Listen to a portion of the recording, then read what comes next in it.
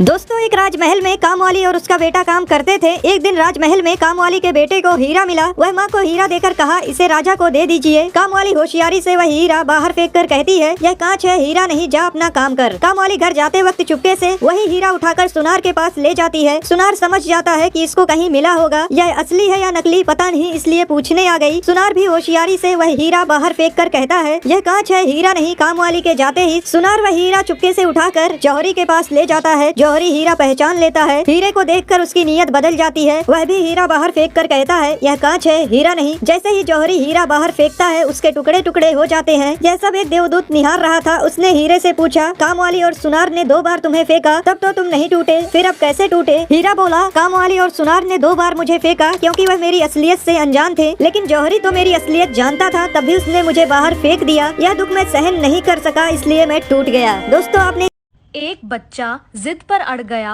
बोला कि मिर्ची खाऊंगा। घर वालों ने बहुत समझाया पर नहीं माना।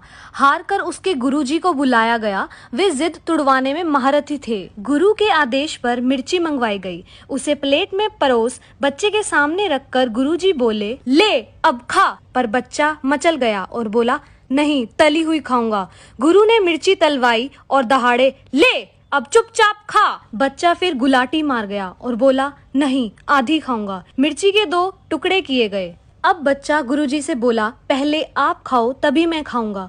गुरुजी ने आंख नाक भींचकर किसी तरह आधी मिर्च निगली। गुरु के मिर्ची निगलते ही बच्चा दहाड़ मारकर रोने लगा कि आप तो वो टुकड़ा खा गए जो मुझे खाना था। गुरुजी गुस्से में बोले, करना धरना कुछ नहीं, नौटंकी दुनिया भर की। बोलते ही वहाँ से भाग निकले। वही बच्चा आज किसी नाम से बहुत मशहूर है। लगाओ दिमाग और कमेंट में बताओ कि कौन है।